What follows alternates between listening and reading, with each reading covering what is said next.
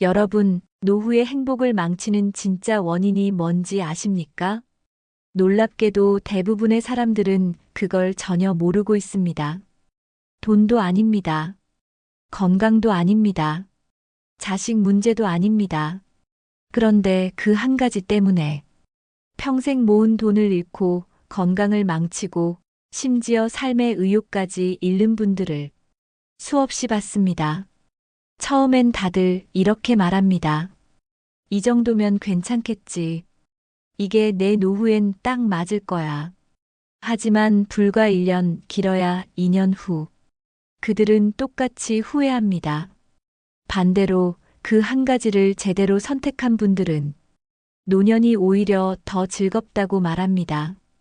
아침이 기다려지고 하루가 편안해진다고 말합니다. 도대체 그 차이를 만든 건 뭘까요? 지금부터 이야기할 내용은 여러분의 남은 20년을 바꿀지도 모릅니다. 소중한 구독과 좋아요는 이 이야기를 끝까지 이어갈 수 있는 힘이 됩니다. 자, 그럼 시작해 볼까요? 나이 들면 집은 작을수록 좋다는 말 한 번쯤 들어보셨을 겁니다. 애들도 다 나갔는데 뭐하러 큰 집이야? 혼자 사는데 방이 2개면 충분하지. 그 말 틀린 건 아닙니다. 하지만 완전히 맞는 것도 아닙니다. 67세 김 여사님은 남편을 먼저 보내고 혼자 남았습니다. 서울의 30평 아파트는 너무 넓게 느껴졌습니다. 청소도 힘들고 관리비도 많이 나왔습니다. 그래서 과감히 집을 줄였습니다. 교회 근처 12평 원룸으로 이사했죠. 그때까지만 해도 마음이 한결 가벼웠습니다. 이제야 내 인생이 좀 단순해졌다. 그녀는 그렇게 말했습니다. 그런데 한 달이 지나자 이상한 변화가 시작됐습니다. 하루 종일 TV만 켜두고 있었습니다. 침묵이 너무 무거워서였습니다. 거실이 없고 식탁이 없고 앉을 자리는 있는데 머물 공간이 없었습니다. 벽이 가까웠고 창문 밖은 막혀 있었습니다. 숨이 막혔습니다. 이 작은 집이 나를 삼키는 것 같아요. 그녀는 결국 다시 큰 집을 찾아 나섰습니다. 사람들은 말합니다. 큰 집은 외롭다. 관리비만 나간다. 그런데 진짜 외로움은 공간이 나를 밀어내는 순간 시작됩니다. 좁은 집은 외로움을 더 크게 울립니다. 움직일 곳이 없고 앉을 자리가 고정돼 있고 그 안에서 하루 종일 같은 벽을 마주보면 마음은 더 작아집니다. 반대로 너무 큰 집도 문제입니다. 68세 임 여사님은 손주들이 자주 올 줄 알고 40평 아파트를 고집했습니다. 언젠가 다 같이 모일 날이 있겠지. 하지만 현실은 달랐습니다. 명절에도 아이들은 오지 않았습니다. 와도 몇 시간 있다가 떠났습니다. 남은 건 텅 빈 방 4개와 청소 도구뿐이었습니다. 방마다 먼지가 쌓이고 그 먼지를 닦을 때마다 허무함이 밀려왔습니다. 그녀는 말했습니다. 집이 넓은 게 아니라 쓸쓸함이 넓었어요. 노후의 집은 크기의 문제가 아닙니다. 내가 감당할 수 있는 집이냐 아니냐의 문제입니다. 이건 단순히 돈이나 체력의 문제가 아닙니다. 정신의 문제입니다. 너무 좁으면 답답하고 너무 넓으면 공허합니다. 사람이 살아가기 좋은 집은 몸과 마음이 모두 편히 쉴 수 있는 집입니다. 전문가들은 말합니다. 노년의 최적 주거 크기는 2025평. 이유는 간단합니다. 청소가 가능하고 유지비가 감당되며 손주가 와도 불편하지 않기 때문입니다. 이 크기에서는 모든 것이 적당히 가깝습니다. 부엌에서 거실까지, 침실에서 화장실까지 걸음 몇 발자국이면 닿습니다. 계단이 없고 동선이 짧고 손이 닿는 거리 안에 모든 게 있습니다. 그건 편리함이 아니라 안정감입니다. 많은 어르신들이 이사를 고민할 때 가장 먼저 따져야 할 건 집값이 아니라 내가 이 집을 돌볼 수 있는가입니다. 청소는 스스로 할 수 있는가? 가구를 옮길 수 있는가? 겨울에 난방을 돌릴 여유가 있는가? 이 세 가지의 예라고 대답할 수 있어야 합니다. 집이 커질수록 돈이 새어나가고 집이 작아질수록 마음이 막힙니다. 그 사이에서 균형을 찾아야 합니다. 그 균형점이 바로 2025평입니다. 한 사람 혹은 부부가 함께 살기에도 충분하고 가끔 가족이 와도 불편하지 않은 크기. 집이 나를 짓누르지 않고 내가 집을 돌볼 수 있는 관계. 그게 진짜 편안한 집입니다. 많은 사람들이 집은 줄여야 한다고 말합니다. 하지만 줄이기 전에 반드시 해야 할 게 있습니다. 생각을 줄이는 것입니다. 남들 기준으로 판단하지 말고 지금의 나 그리고 10년 뒤의 나를 기준으로 정해야 합니다. 지금은 괜찮아 보여도 10년 뒤엔 계단 한 칸이 벽이 될 수도 있습니다. 욕실 한 칸의 미끄럼이 사고가 될 수도 있습니다. 그래서 노후 주거의 첫 번째 원칙은 단순합니다. 크기가 아니라 내 몸의 리듬에 맞춘 집. 이게 되면 남은 인생의 반은 이미 정리된 겁니다. 집을 고를 때는 마음이 편해지는 곳을 택하라. 이건 한 인테리어 전문가의 말이 아니라 수백 명의 어르신들이 직접 남긴 말입니다. 집은 보금자리이기 전에 하루를 견디는 온도이기 때문입니다.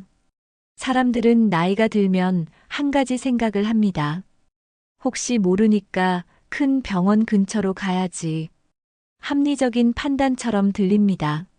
언제 아플지 모르고 응급 상황이 생기면 병원이 가까워야 하니까요. 하지만 실제로 그 선택을 한 사람들의 절반 이상이 1년 안에 후회합니다. 71세 최 여사님도 그랬습니다. 남편이 세상을 떠난 후 혹시 모를 상황이 두려웠습니다. 그래서 대형 종합병원 바로 앞 오피스텔로 이사했습니다. 병원 바로 앞이니 이제 걱정 없겠다. 그녀는 그렇게 생각했습니다. 하지만 평온해야 할 하루가 점점 불안해졌습니다. 하루에도 몇 번씩 들려오는 사이렌 소리, 앰뷸런스 불빛이 창문 사이로 번쩍일 때마다 가슴이 철렁 내려앉았습니다. 언젠가 저 차에 내가 실려가겠지. 그 생각이 머릿속을 떠나지 않았습니다. 병원이 가까워서 안심된 게 아니라 병원이 가까워서 불안해진 것이었습니다. 결국 6개월 만에 최 여사님은 다시 이사를 결심했습니다. 이번엔 복지관 근처였습니다. 그곳은 분위기부터 달랐습니다. 아침이면 사람들이 복지관으로 향했고, 낮에는 웃음소리가 들리고, 저녁이면 함께 걷는 사람들의 발소리가 들렸습니다. 최 여사님도 그 속에 자연스럽게 섞였습니다. 아침엔 시니어 요가 수업, 점심은 복지관 식당에서 3,000원짜리 건강식, 오후엔 그림 동아리, 저녁엔 함께 걷는 산책 모임. 그녀는 이렇게 말했습니다. 병원 옆은 죽음을 생각하게 했고, 복지관 옆은 삶을 느끼게 했어요. 심리학에서는 이를 환경 자극 효과라고 부릅니다. 사람은 자신이 매일 보는 풍경에 영향을 받습니다. 병원을 매일 보면 병과 죽음을 떠올립니다. 하지만 복지관을 매일 보면 활동과 사람을 떠올립니다. 이게 노년의 정신 건강을 지키는 핵심입니다. 일본에서는 이미 복지관이 중심이 되는 구조로 도시를 바꾸고 있습니다. 놀랍게도 복지관 근처의 집값이 학군지보다 더 비쌉니다. 그만큼 그곳이 노년의 중심지이기 때문입니다. 거기엔 밥이 있고 운동이 있고 취미가 있고 무엇보다 사람이 있습니다. 많은 분들이 복지관을 단순히 노인정이라고 오해합니다. 하지만 요즘 복지관은 완전히 다릅니다. 스마트폰 교육, 인터넷 뱅킹, 디지털 강좌, 요가, 수영, 연극, 합창단까지 배움과 활동의 기회가 넘칩니다. 일부 복지관에는 물리치료실, 미용실, 심지어 카페도 있습니다. 그리고 가장 중요한 건 안부입니다. 직원들이 혼자 사는 어르신들에게 정기적으로 연락을 하고 필요하면 병원 동행까지 합니다. 이웃처럼 가족처럼 챙겨줍니다. 복지관 근처에서 산다는 건 단순히 편리함의 문제가 아닙니다. 그건 삶의 연결을 선택하는 일입니다. 아침에 나가면 반갑게 인사해주는 얼굴이 있고, 낮엔 같이 식사할 사람이 있고, 저녁엔 함께 걸을 친구가 있다는 것. 그게 바로 노년의 안정제입니다. 한국에는 현재 약 480개 이상의 복지관이 있습니다. 대부분 무료 혹은 매우 저렴한 비용으로 이용할 수 있습니다. 게다가 대부분의 복지관은 셔틀버스를 운행합니다. 집이 문 앞에 붙어 있을 필요도 없습니다. 걸어서 10분 혹은 버스로 5분이면 충분합니다. 그 거리마저도 하루의 운동이 됩니다. 복지관 근처에 산다는 건 나이 들수록 외로움과 싸우지 않아도 되는 환경을 고르는 일입니다. 사람을 만나야 웃음이 나오고 웃음이 있어야 몸이 건강해집니다. 의학 연구에 따르면 사회적 관계가 활발한 노인은 사망 위험이 50% 줄어든다고 합니다. 몸을 지키는 약은 병원이 주지만 마음을 지키는 약은 사람에게서 나옵니다. 복지관 주변에는 자연스럽게 좋은 이웃이 모입니다. 아침마다 함께 운동하고 점심에는 같이 밥을 먹고 서로 생일을 챙겨주는 사람들. 그건 단순한 모임이 아니라 삶의 구조입니다. 복지관은 노년의 학교이자 놀이터이고 하루의 중심입니다. 그래서 진짜 현명한 사람들은 이렇게 말합니다. 병원 옆에 살면 아픈 걸 떠올리고 복지관 옆에 살면 사는 걸 느낀다. 노후 주거의 두 번째 기준은 명확합니다. 병원보다 복지관을 가까이 두세요. 복지관은 나의 하루를 다시 살아 움직이게 만듭니다. 거기엔 운동이 있고 밥이 있고 배움이 있고 무엇보다 사람이 있습니다. 노년의 집을 고를 때 이렇게 물어보세요. 이 동네에 복지관이 있나요? 그 질문 하나가 여러분의 노후 10년을 바꿀 수 있습니다. 실버타운. 이름만 들어도 안심이 되죠. 식사 걱정 없고 청소도 해주고 병원도 가까워요. 광고 속 장면은 늘 밝고 화사합니다. 푸른 잔디밭, 친절한 간호사, 웃는 어르신들. 그런데 실제로 살아본 사람들은 말합니다. 시설은 호텔인데 마음은 감옥 같았어요. 처음에는 모든 게 완벽했습니다. 시간 맞춰 나오는 식사, 청결한 방, 24시간 안전관리. 혼자 사는 두려움도 사라졌습니다. 하지만 시간이 지나자 작은 균열이 생겼습니다. 하루가 너무 똑같았습니다. 아침에 기상 조식, 산책, 점심 휴식, 저녁 취침. 마치 프로그램 안에서 사는 느낌이었습니다. 모든 게 정해져 있었고 스스로 결정할 수 있는 게 없었습니다. 사람은 편리함 속에서도 자유를 원합니다. 내가 오늘 뭘 먹을지, 어디를 갈지, 그 사소한 선택이 삶의 에너지입니다. 그런데 실버타운에서는 그 선택이 사라집니다. 자유 대신 안정, 활력 대신 규칙이 주어집니다. 하루가 고요합니다. 그런데 그 고요함 속엔 정적이 아니라 고립이 있습니다. 창밖을 보면 잔디밭이 있지만 그 위를 걷는 건 늘 같은 얼굴입니다. 대화 주제도 똑같습니다. 어제 혈압은 어땠어? 요즘 약은 바꿨어? 그 반복되는 일상이 사람을 점점 메마르게 만듭니다. 스탠포드대의 심리학자 엘렌 랭어는 1976년 유명한 실험을 했습니다. 요양원 어르신 두 그룹에게 각각 화분을 나눠줬습니다. 한 그룹엔 직원들이 관리해 드릴게요. 다른 그룹엔 여러분이 직접 돌보세요. 18개월 뒤 결과는 놀라웠습니다. 스스로 돌본 그룹의 사망률이 절반으로 줄었습니다. 이유는 단순했습니다. 사람은 선택할 때 살아있음을 느낍니다. 실버타운은 선택을 빼앗습니다. 모든 게 시스템 안에서 돌아갑니다. 식사는 정해진 시간, 취침은 정해진 시간, 외출도 미리 신고해야 합니다. 심지어 가구 하나 바꾸려 해도 관리 규정이 필요합니다. 안전 때문이죠. 라고 설명하지만 그 안전이 결국 자유를 가둡니다. 68세 송 여사님은 수천만 원의 입주비를 내고 실버타운에 들어갔습니다. 처음엔 천국 같았습니다. 식사도 나오고 직원들이 늘 친절했습니다. 하지만 1년이 지나자 그녀는 말했습니다. 여긴 사람이 사는 게 아니라 관리되는 기분이에요. 그녀는 결국 입주비를 포기하고 나왔습니다. 그리고 지금은 작은 아파트에서 혼자 삽니다. 불편한 일도 많지만 이젠 내 하루를 내가 정할 수 있어요. 그 말엔 해방된 듯한 웃음이 섞여 있었습니다. 물론 실버타운이 나쁜 선택은 아닙니다. 혼자 생활하기 어렵거나 돌봄이 꼭 필요한 분들에게는 안전하고 훌륭한 대안입니다. 하지만 아직 스스로 생활할 수 있는 힘이 있다면 실버타운보다 일반 주거지가 더 인간적입니다. 왜냐하면 거기엔 다양성이 있기 때문입니다.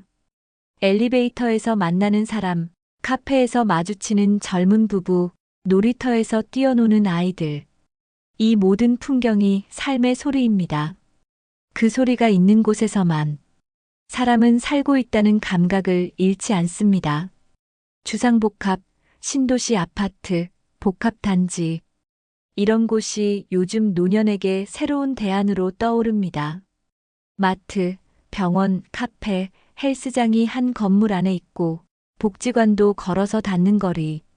엘리베이터만 타면 세상과 연결됩니다. 외로울 틈이 없습니다. 혼자지만 함께 사는 구조. 이게 현대식 노후 주거의 핵심입니다. 또한 이런 공간에는 자연스러운 교류가 있습니다. 관리실에서 인사 나누는 경비 아저씨, 카페에서 마주친 주민, 같은 헬스장에서 운동하는 사람들. 이런 일상적 교류가 노년의 정신 건강을 지탱해 줍니다. 사람이 사람을 보며 사는 것, 그게 곧 살아있음의 증거입니다. 실버타운의 문제는 고립의 고급화입니다. 외로움을 없애주는 듯 보이지만 실제로는 외로움을 조용히 꾸며놓은 공간일 뿐입니다. 그곳에는 소음도 갈등도 예측 불가능함도 없습니다. 하지만 그 예측 불가능함이 바로 삶의 증거입니다. 내일을 알 수 없기 때문에 오늘이 기대됩니다. 실버타운은 그 기대를 앗아갑니다. 노후의 집은 완벽할 필요 없습니다. 조금 불편해도 괜찮습니다. 내가 선택할 수 있는 하루, 내가 정할 수 있는 일상. 그게 인간이 끝까지 지켜야 할 품격입니다. 결국 편리함은 안락함을 주지만 자율성은 생기를 줍니다. 편리함만 남고 생기가 사라진 곳은 삶이 아니라 유지입니다. 그래서 노년의 세 번째 원칙은 이것입니다. 너무 편한 곳은 오히려 위험하다. 불편함 속에 자유가 있고 자유 속에 행복이 있습니다. 실버타운은 편리할지 몰라도 삶의 리듬은 스스로 선택할 수 있는 곳에 있습니다. 은퇴하면 조용한 시골에서 여유롭게 살고 싶다는 분들 많습니다. 아침에는 새소리로 눈 뜨고 점심에는 텃밭에서 상추를 따고 저녁에는 노을을 바라보며 차 한 잔 마시고 듣기만 해도 행복해 보이죠. 하지만 그 꿈은 대부분 현실 앞에서 깨집니다. 68세 박 선생님은 평생의 꿈을 실현했습니다. 퇴직하자마자 경기도 외곽에 전원주택을 지었습니다. 도시의 복잡함에서 벗어나고 싶었습니다. 공기도 좋고 조용하니 이만하면 천국이지. 그는 그렇게 말했습니다. 처음 석 달은 정말 좋았습니다. 아침마다 새소리가 들리고 창문을 열면 안개 낀 들판이 보였습니다. 텃밭에 상추를 심고 감자도 길렀습니다. 이게 진짜 인생이지. 하지만 여름이 오자 그 낭만은 무너졌습니다. 집 주변에 잡초가 무릎까지 자랐습니다. 하루 종일 제초제를 뿌려도 금세 다시 자랐습니다. 모기와 벌레가 집 안까지 들어왔습니다. 밤에는 개구리 울음소리에 잠을 설쳤습니다. 가을에는 낙엽이 산더미처럼 쌓였습니다. 하루 종일 쓸어도 다음 날이면 또 덮였습니다. 겨울에는 눈이 문제였습니다. 새벽마다 눈을 치우다 허리가 끊어질 것 같았습니다. 한 번은 미끄러져 크게 다칠 뻔했습니다. 문제는 그뿐이 아니었습니다. 보일러가 고장났을 때 관리실도 기사님도 없었습니다. 출장비만 10만 원이에요. 시골이라 기사가 오기까지 이틀이 걸렸습니다. 수도관이 동파되면 직접 고쳐야 했고 전기 차단기가 나가면 어디에 전화해야 할지도 몰랐습니다. 무엇보다 고립이 무서웠습니다. 마트까지 차로 20분, 병원까지 30분, 약국까지 15분. 차가 없으면 아무것도 할 수 없었습니다. 몸이 불편한 날엔 문 밖에 나가기도 힘들었습니다.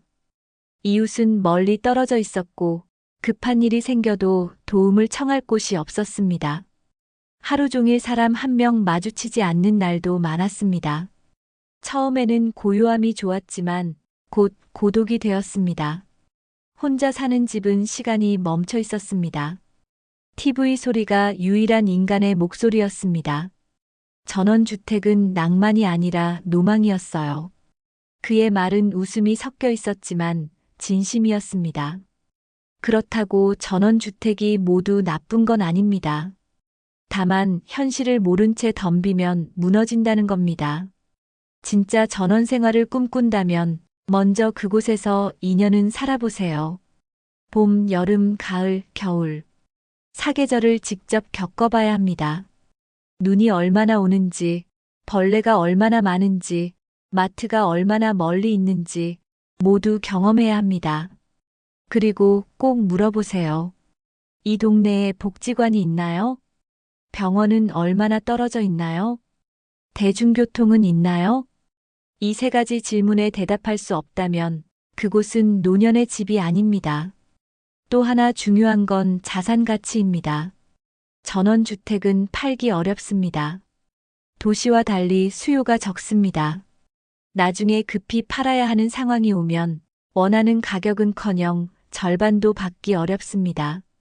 시간이 지나면 집값이 오르기보다 떨어집니다.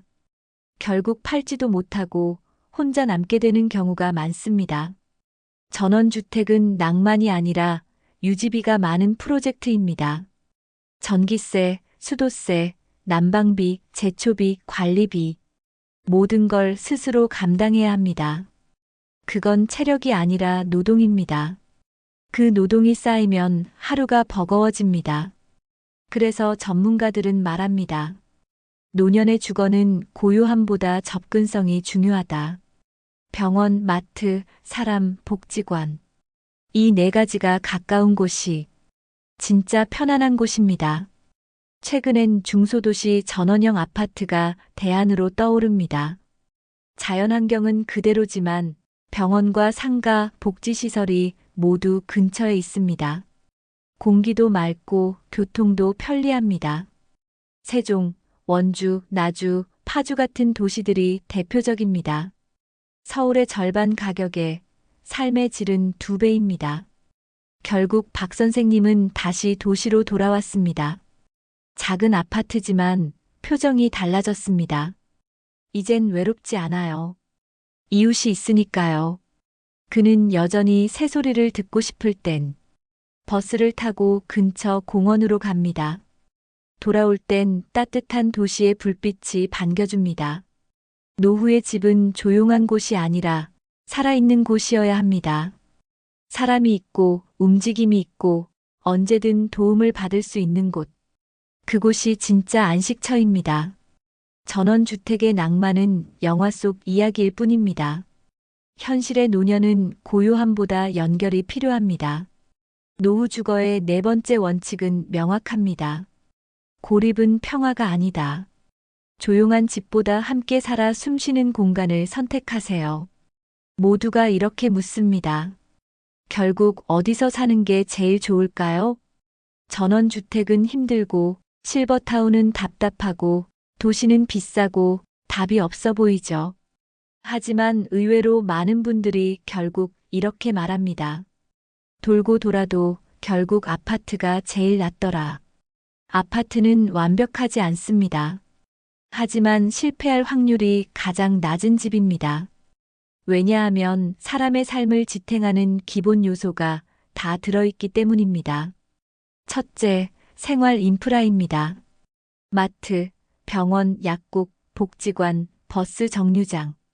이 모든 게 걸어서 10분 안에 있습니다. 갑자기 어디가 아파도 필요한 게 생겨도 바로 해결됩니다. 이건 단순한 편의가 아니라 안정입니다. 둘째, 안전성입니다. 관리실, 경비, CCTV, 출입 통제. 이 모든 시스템이 24시간 작동합니다. 혼자 살아도 마음이 놓입니다. 도어벨이 울리면 화면으로 확인할 수 있고 비상벨 하나면 바로 관리실이 연결됩니다. 노년에게 안전은 곧 자유입니다. 불안이 줄어들면 그만큼 외출과 교류가 늘어나니까요. 셋째, 관리의 편리함입니다. 보일러가 고장나면 전화 한 통, 전기가 나가면 관리실 호출. 아파트에서는 내가 모든 걸 해결해야 한다는 부담이 없습니다. 직접 해결하는 게 아니라 도움을 요청할 수 있는 구조. 그게 바로 노년에게 필요한 시스템입니다. 넷째, 커뮤니티입니다. 아파트엔 사람이 있습니다. 경로당, 주민센터, 동호회, 운동 모임. 원하면 참여할 수 있고, 원하지 않으면 조용히 있을 수도 있습니다. 이 자유로움이야말로 도시형 주거의 장점입니다. 복지관까지 가지 않아도 단지 안산책로나 운동기구에서 자연스럽게 얼굴을 마주치게 됩니다. 그 인사 한마디가 하루를 따뜻하게 바꿉니다. 다섯째, 자산 가치입니다. 혹시라도 팔아야 할 상황이 생기면 아파트는 전원주택이나 빌라보다 훨씬 수월합니다. 도시에서의 유동성은 마음의 보험입니다. 팔리지 않는 집은 감옥이지만 팔 수 있는 집은 자유입니다. 노년의 안정은 살 수 있는 집보다 팔 수 있는 집에서 옵니다. 요즘은 또 다른 대안이 등장했습니다. 바로 중소도시 전원형 아파트입니다. 자연과 도시의 장점을 모두 가진 곳이죠. 세종, 원주, 파주, 나주 같은 도시들은 공원과 병원, 복지관, 교통이 모두 가까이 있습니다. 공기도 맑고 삶의 속도도 느립니다. 게다가 서울보다 집값은 절반 수준입니다. 서울 아파트 30평을 팔면 이런 곳에 25평 아파트를 사고도 돈이 남습니다. 그 돈은 노후 생활비로 쓸 수 있죠. 국토연구원 자료에 따르면 이런 지역으로 이주한 65세 이상 노인의 생활 만족도가 서울 거주 노인보다 22% 높게 나타났습니다. 자연이 주는 안정감, 도시가 주는 편의성, 그리고 남는 돈이 주는 여유. 이 세 가지가 공존하는 곳, 그게 바로 현실적인 이상향입니다. 결국 진짜 내 집을 고르는 기준은 남들이 사는 곳이 아니라 내가 살 수 있는 곳이어야 합니다. 그리고 그 기준은 세 가지 질문으로 정리됩니다. 첫째, 10년 후에도 이 집을 내가 관리할 수 있을까?